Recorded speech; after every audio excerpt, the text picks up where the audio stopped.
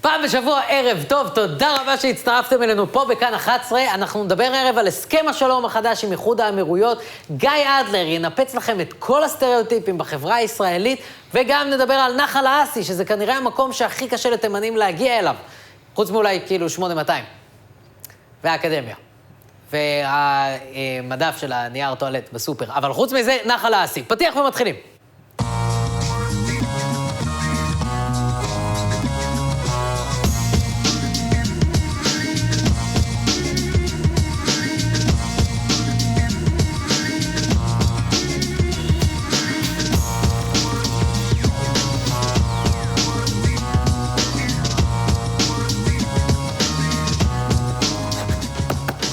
בשבוע ערב טוב, תודה רבה שהצטרפתם אלינו ליום הגדול הזה, לשבוע הגדול הזה. הסכם שלום היסטורי הולך להיחתם עם איחוד האמירויות, שזו גם פדרציה ערבית של נסיכויות עשירות במפרץ הפרסי, וגם שמה של קבוצת הוואטסאפ שלי עם שני חברים שקוראים להם אמיר. והחדשות הגדולות פה, הן לא ספק, העובדה שחתמנו על הסכם שלום עם מדינה שמשלבת את שני תחומי העניין הכי גדולים שלי באופן אישי, כסף וערבים. שלום רב לכם וערב טוב. זה קרה במפתיע בשיחת טלפון קצרה בת 16 דקות בזמן ישיבת הקבינט היום. ישראל בתיווך ארצות הברית חותמת על הסכם נרמול יחסים עם איחוד האמירויות. נשיא ארצות הברית טראמפ כבר מצייץ וקורא לזה הסכם שלום היסטורי. 16 דקות. 16 דקות. אתם מכירים עוד מדינה שסוגרת הסכם שלום בשיחת טלפון של 16 דקות? אתמול דיברתי עם אשתי 20 דקות בטלפון על זה שצריך לקחת את הילדה לרופא. 4 דקות יותר מהסכם שלום בין שתי מדינות. אתם יודעים למה? כי אף אחד מאיתנו לא יכול היה לנתק וללכת לשחק טניס עם דרייק. בקיצור, נקים שגרירות אצלכם ואתם אצלנו ונסגור כבר את הפרטים אחר כך. בסדר? ביי, ביי. יאללה דריזי, סרף שלך! סליחה על החיקוי הפוגעני, ואני יודע שאנחנו אמורים לדבר עכשיו על המשמעויות האסטרטגיות של השלום הזה, ולשאול האם הוא מצדיק את הוויתור על העליונות הצבאית האווירית של ישראל, והאם הביקורת משמאל על המהלך הזה היא צבועה או לגיטימית, או האם המידור של ביבי את כל השותפים הפוליטיים שלו הוא דבר סביר, או שהוא מחליש את מערך החוץ של ישראל. אבל אני לא רוצה לדבר על השטויות האלה. אני רק רוצה לחגוג את זה שהתקרבנו, ולו בצד, לאנשים המצחיקים האלה.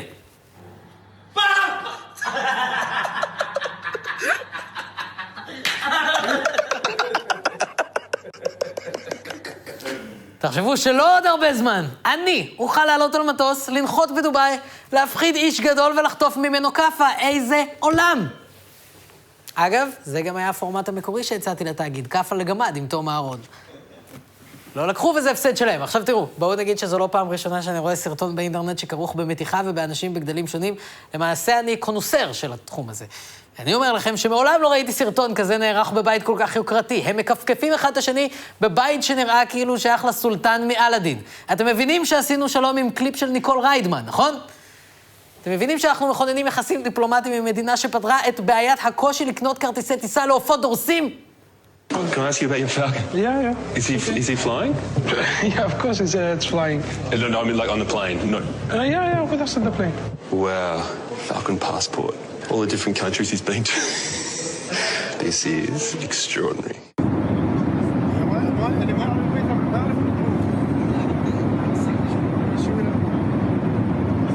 תחשבו שעוד לא הרבה זמן אני אוכל לעלות על מטוס לדוביי ושבאז ינקר לי את הפרצוף. זה מדהים איך הבחור שם מסתכל על הפספורט של הבאז, ואפשר לראות את הרגע שהוא מבין שהבאז הזה היה יותר פעמים בחוץ לארץ ממנו. איזה דבר מדהים. מה אומר יותר טוב? יש לנו כל כך הרבה כסף שכבר לא אכפת לנו מכלום, מאשר לקחת חיה שבמהות שלה היא עפה ולהושיב אותה באקונומי. איזה אנשים! אני מת על זה, לא אכפת להם מכלום. אני רוצה שהם יהיו חברים שלי, אני רוצה להיות בז שלהם.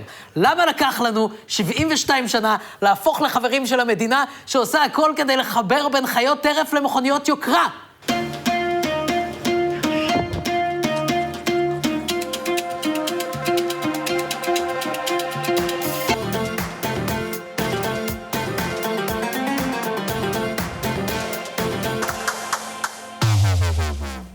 תחשבו שעוד לא הרבה זמן אני אוכל לעלות על מטוס, להגיע לדוביי ולהידרס על ידי נמר שנוהג בלמבורגיני. שזה כנראה איך שאפי היה רוצה ללכת. פתיחה ל4 אנשים. אתם יכולים להסביר לי מה היה הסכסוך שלנו עם הבני אדם האלה? על מה יש לנו לריב איתם? אנחנו לא באותה רמה של דיון בכלל. מה, אנחנו נגיד שחשובה לנו ההגדרה הלאומית של העם היהודי, והם יגידו שהם לא מוכנים להתפשר על העקרונות שלהם, לפיהם בן אדם יכול להיות גם מטוס? או שנגיד להם שאנחנו מאמינים בזכותנו להגן על הגבולות שלנו, והם יגידו שכבאי טוב יודע לרחף? מזרחים נגד אשכנזים? למה לא איים בצורה של מפת כדור הארץ? אנחנו לא באותה רמה של דיון. אין לנו מה לריב איתם, וסוף סוף אפשר להיות חברים של האנשים האלה. אני רק מקווה שהגל הזה באמת יימשך, ועוד מדינות ערביות עשירות יצטרפו לתהליך השלום המרגש עם ישראל. אנחנו רוצים לחזור עכשיו לדובאי. בסודאן מאותתים היום לישראל, שגם הם מוכנים להסכם שלום. כן, מיכל, אז אנחנו ראינו באמת היום שיש עוד מדינות שמנסות להצטרף גם לאמירויות. אנחנו שמענו היום באמת תגובות מהצהרות מאוד מעניינות של משרד החוץ הסודני, שלמעשה אומר, אנחנו גם רוצים שלום עם ישראל. תחשבו שלא עוד הרבה זמן, אני אוכל לעלות על מטוס, לנחות בסודן ולהתאבד, כי מי בכלל רוצה להיות בסודן? מי רוצה שלום איתכם, הם מכוערים? שלום עם סודן? סודן! על מה חושבים הנמרים שם? על ניסן אלטימה? אני לא מתכוון למכונית ניסן מדגם אלטימה, אני מתכוון לנשיא סודן הקודם, ניסן אלטימה, שבמהלך מרד אלים זכה בכך שאוכלו אותו נמרים. סודן. כאילו, ביבי, אני מבין שאתה צריך עכשיו עוד הישג מדיני כדי להרגיע את בלפור, אבל בשלב הזה, אם אתה לא חותם עם ווקנדה, אין לך מה להתקשר אלינו בכלל. הסטנדרט הרבה יותר מדי גבוה. סודן. ואנחנו ממשיכים עכשיו עם גיא אדלר בעוד פינה של חדשות קטנות. ערב טוב לך, גיא אדלר. ערב טוב, מי היה מאמין שאני כאן? תקשיב טוב. כן. אני יודע שאתה לא בהכרח מכיר את הדבר הזה יותר מדי, ואנחנו הולכים לדבר היום על הדבר שמטריף את כל הצעירים. בבקשה. מה זה, טיק טוק? זה סליים? סטריאוטיפים. תום, אני יודע שאתה בטח חושב שם, מה זה הדבר הזה? סטריאוטיפים? מה אלה סטיגמות? מה זה הדברים האלה? היום אני הולך לקחת את הדבר הזה ולפרק אותו לחלוטין. בוא נראה.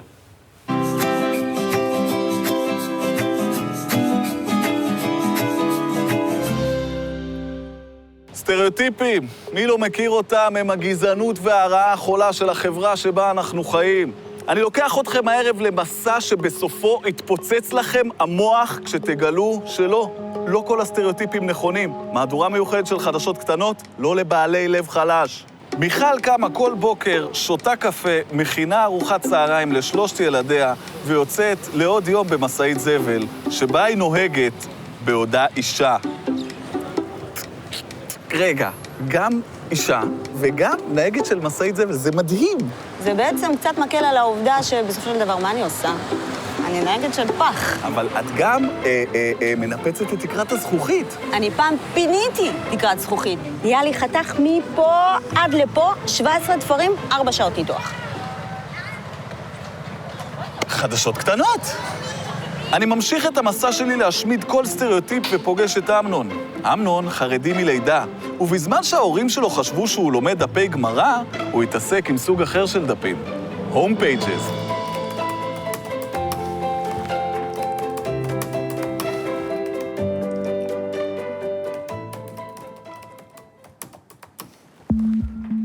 מה אתה רואה פה? אני בהלם ממה שאני רואה, זה דבר מדהים בעיניי. מסתבר שאנחנו גם טכנולוגים. מי ידע, זה פשוט מדהים. תמשיך להיות חרדי על מחשב. תביאו לי פה, אתה תופס אותו? תביא לי עוד מצלמה. למה אין פה עוד מצלמה על החרדי על מחשב? למה רק אחת? אחי, שמע רגע. נו? JavaScript. לך מפה אתה! QA. נו, באמת. עוד משהו? יש לנו שעתיים של חרדי על מחשב? יאללה, סבבה, אחי, לא צריך עוד כלום. ביי. ירון הוא הומוסקסואל מוצהר. מעל לשנתיים הוא גר עם בן זוגו, שגם לא קוראים ירון, והתינוקת טוני. כל בוקר יוצא ירון למגרש האימונים של הפועל כפר סבא, שם הוא, תאמינו או לא, משחק בתפקיד קשר מרכזי. יש פה דיסוננס. יש פה איזשהו פער. האם אתה יכול להסביר לי איך אתה משלב בין שני העולמות הכל כך שונים האלה, בין שתי האהבות שלך, מצד אחד לכדורגל, מצד שני לבנים? אין לי מושג. כל החיים חשבתי, וואלה, אני נמשך לבנים. כן. אין סיכוי שאני מצליח לבעוט בכדור. נכון. ומה גיליתי? נו? שאני יכול? אני מאבד את השפיות שלי. ותגיד, איך יודעים אם אני... שחקן כדורגל? כן. פשוט יודע. רק זה הרוג את אמא שלי.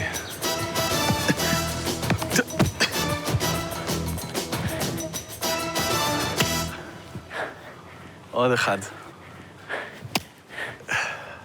עוד אחד.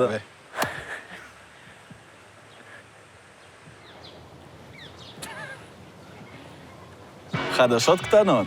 אבי הוא בן העדה, וכל בוקר הוא יוצא מהבית לעבודתו כשוטר. אז מה אתה הכי אוהב בעבודה? האמת שאני אוהב לעשות טייזר לאנשים. יעל היא טרנסג'נדרית, וכל בוקר היא מכינה סנדוויצ'ים ויוצאת לעבוד במוסך. לאוניד הוא יוצא ברית המועצות, וכל בוקר הוא יוצא מהבית ללמד ערבית. אהלן וסהלן.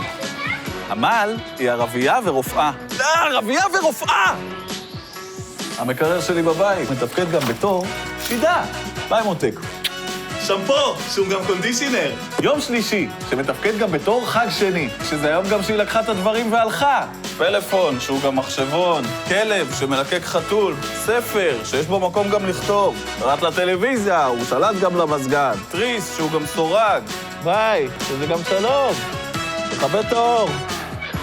הדברים שהם גם ברורים, תודה רבה לך, גיא אדלר. ועכשיו אני רוצה להתקדם לפינה חדשה שאנחנו אוהבים לקרוא לה, בואו נשלח את הבן אדם הכי אשכנזי בישראל לדובאי ונראה מה יקרה. אני לא מאמינה שאנחנו שלחנו אותך לדובאי ואתה מתלונן על מזג האוויר. הלחות פה היא מטורפת. התנגבתי אין ספור פעמים, זה פשוט לא ממש עוזר. טמפרטורה של יותר מ-50 מעלות. ליתר דיוק 52.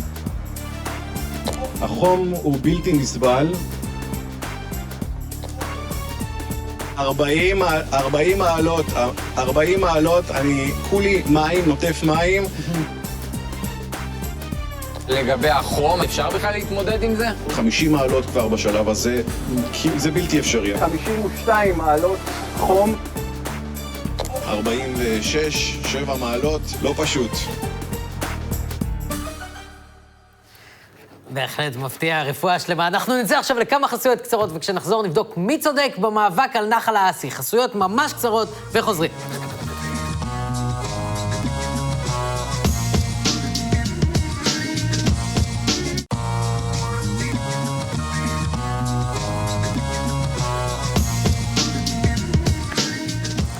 פעם בשבוע, תודה רבה שחזרתם. זה הזמן להגיד שהמונולוג המרכזי שלנו זמין גם כפודקאסט באפליקציית כאן, ויש לנו גם עמוד בפייסבוק ובאינסטגרם וערוץ ביוטיוב עם תכנים בלעדיים, ופתחנו סאב-רדיט לתוכנית. אז אם אתם גולשים ברדיט, אתם מוזמנים להעלות מימס שלכם על כל מה שחם, ואם אתם לא גולשים ברדיט, אז אתם יכולים לפרסם את המימס שלכם בטיקטוק. אני לא אראה אותם, אבל לפחות תצחיקו כמה פדופילים. ועכשיו הגיע הזמן לדבר על נחל שיש לו שם של חבר מהשכבה, נחל האסי, שכידוע נובע ממעיין היואב המכוער. ונחל האסי זה הדבר שכולם מדברים עליו השבוע.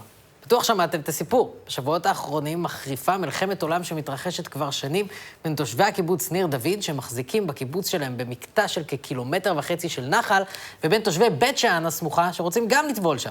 אבל בניר דוד לא נותנים להם להיכנס, למרות שהחוק אוסר על מניעת גישה למשאבי מים. ולמה הם מונעים? זה אולי קשור לעובדה שתושבי בית שאן הם מזרחים לשמצה, ובניר דוד פוחדים שהם יעשו בנחל את מה שהם חושבים שמזרחים תמיד עושים.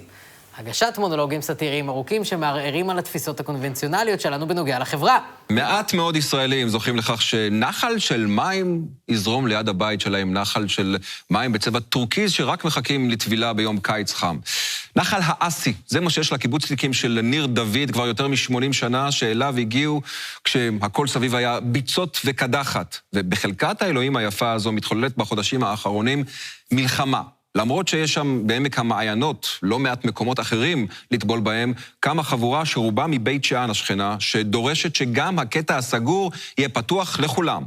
וזה, כמובן, מעורר את כל השדים ההם של קיבוצניקים ועיירות פיתוח, אשכנזים וספרדים. מזרחים, דני, לא ספרדים.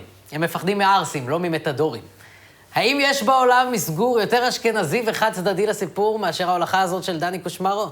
למרות שיש לא מעט מקומות אחרים לטבול בהם, כמה חבורה שדורשת? למה הם חבורה, דני? מדובר פה באזרחים שמוחים נגד עבירה על החוק. אתה רוצה שנדמיין את החבר'ה מהעיינפה. ואני יודע שחלקכם אולי מסתכלים עליי עכשיו וחושבים שזה די צפוי במי אני הולך לתמוך בוויכוח הזה, וחלקכם לעומת זאת מסתכלים עליי עכשיו ותוהים איך השוורצי חי הזה הצליח לפרוץ לאולפן של מבט, ומתי חיים יבין, יחזור כבר מהשירותים ויעשה לי קישטה עם הטטה. אז נראה לי שבמקרה הזה מותר לי להיות קצת צפוי.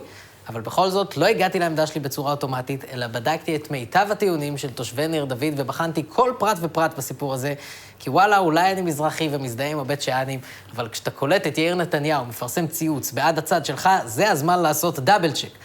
כאילו, אני לגמרי בעד לפרק את האשכנזים מהפריבילגיות שלהם, אבל לא כי הם חייזרים פדופילים שמקבלים מימון מג'פרי אפשטיין.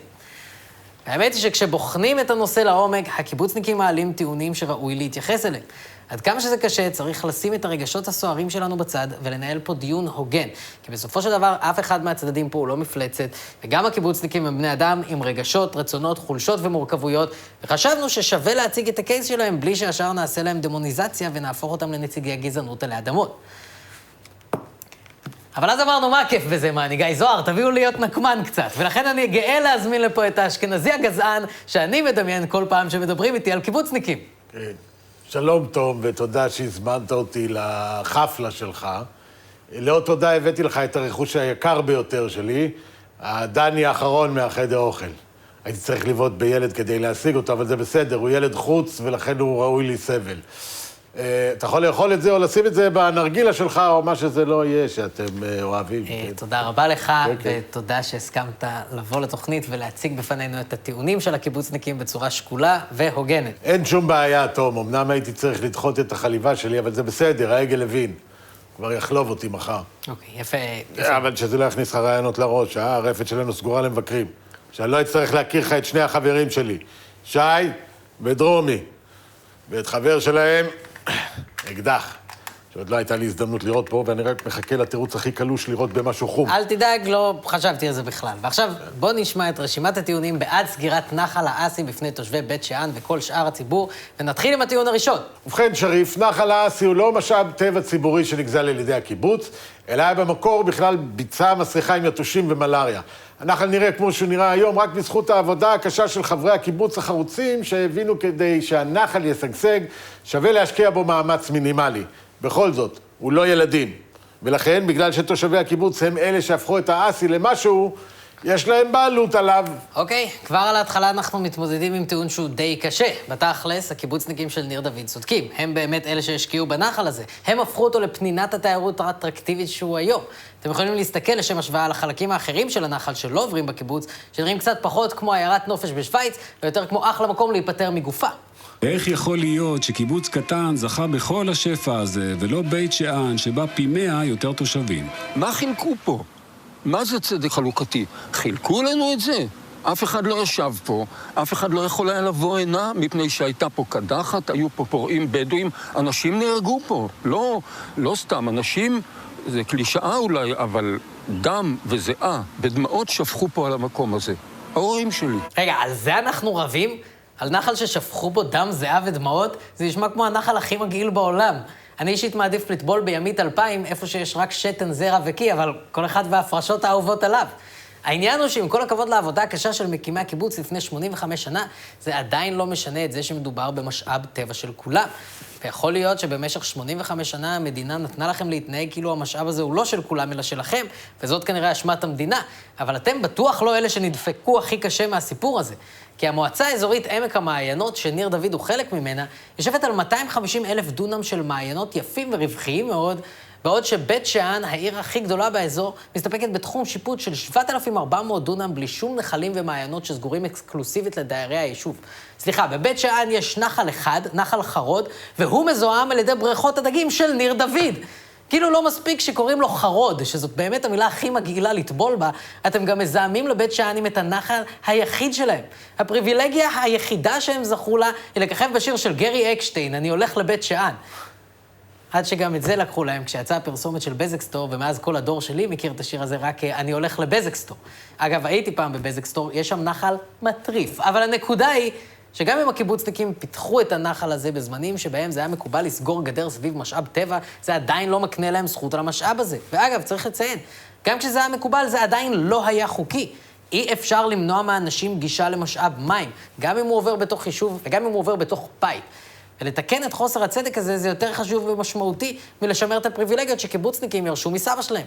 אתה רוצה גם את הטייזקס שהוא הוריש לי, או שאת זה אני יכול לשמוע? בזה אין צורך, בוא נתקדם. מה הטיעון השני בעד סגירת נחל האסי בפני תושבי בית שאן וכל שאר הציבור? הבתים של תושבי הקיבוץ נמצאים קרוב מאוד לנחל, ואי אפשר להכניס שם את כל הצ'חצ'חיאדה של בית שאן והסביבה עם המנגלים והלכלוך שלהם, בלי להרוס את מרקם החיים העדין של הקיבוץ.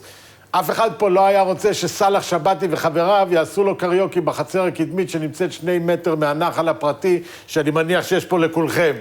לי אין נחל, אבל מישהו דפק מוכתה מאוד גדולה מול הבניין שלי, אז אני לא יודע אם זה נחשב. אבל זה הטיעון הבא.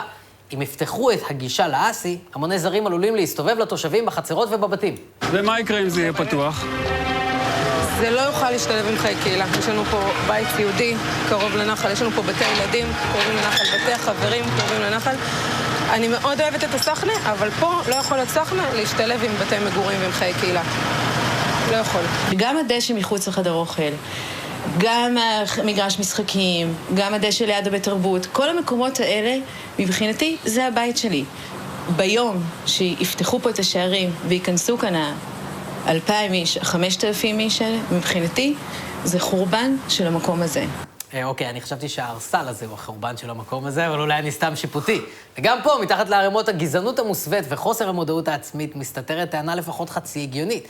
וואלה, גם אני לא הייתי רוצה שמלא אנשים מכל צבע שהוא יתגודדו נונסטופ מחוץ לבית שלי.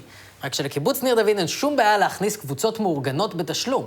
עשרות אנשים ממש בחצרות הבתים שהקיבוץ מארח בשמחה בתנאי שישלמו יפה על הזכות להיות חומים במים. ושוב, גם פה צריך להגיד, האנשים שגרו במשך עשרות שנים בקו ראשון לנחל יפהפה שסגור בניגוד לחוק ועשו על העיוות הזה המון כסף, הם לא המסכנים בסיפור. הם נהנו שנים ממצב לא חוקי על חשבונם של תושבים אחרים, ועכשיו החגיגה הזאת נגמרת. סבבה. סבבה, נראה איך בבית שאן יאהבו את זה אם כולנו נבוא אליהם לעיר ונבלה ונשמח ונספר לכל החברים שלנו. אני די בטוח שהם ממש יעריכו את זה, האמת.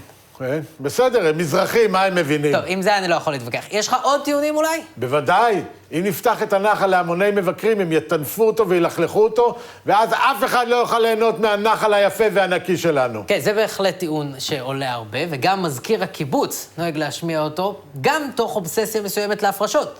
שאין חניות וחונים על הדשאים ועל המדרכות, שאין שירותים ואנשים לפעמים צריכים לעשות דברים, אין אכיפה, אין הצלה, אין שום דבר.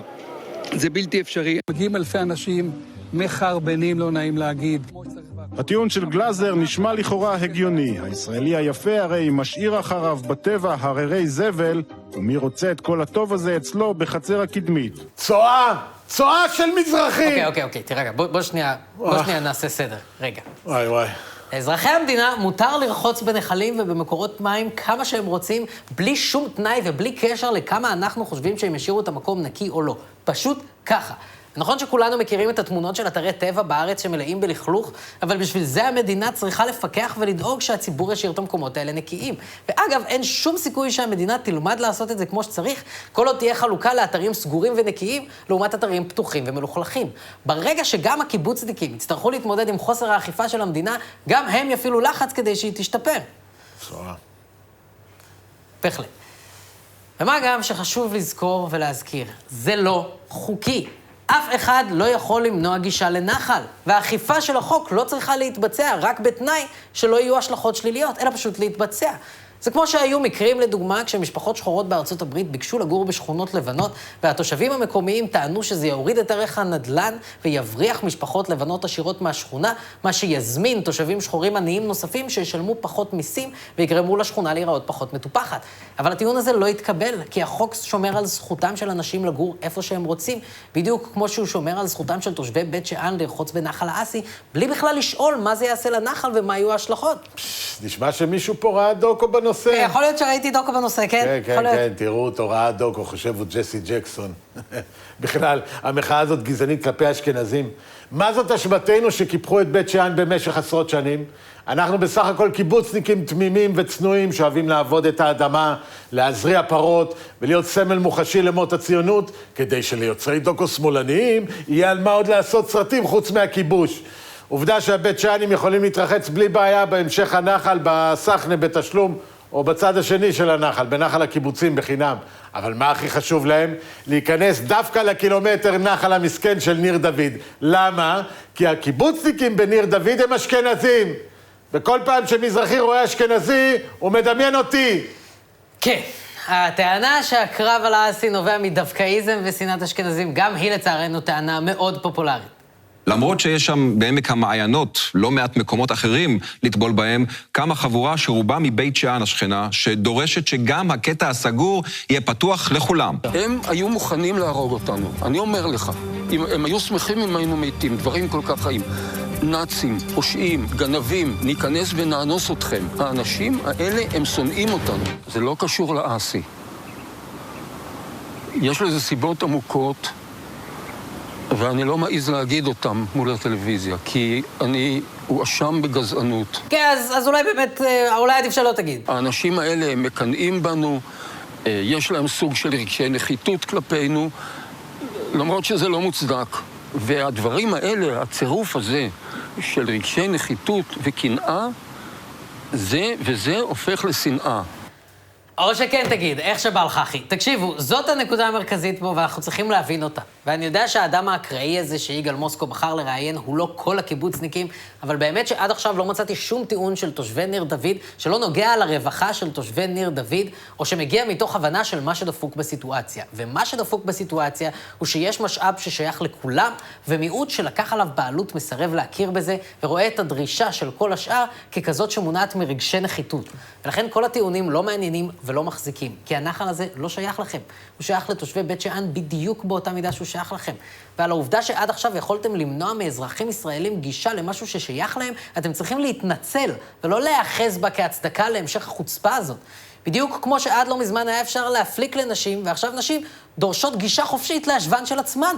אבל כבר התרגלתי להפליק לנשים בטוסיק, אני לא רוצה שהערסים ירחצו שם. הם ירחצו, גם ירחצו.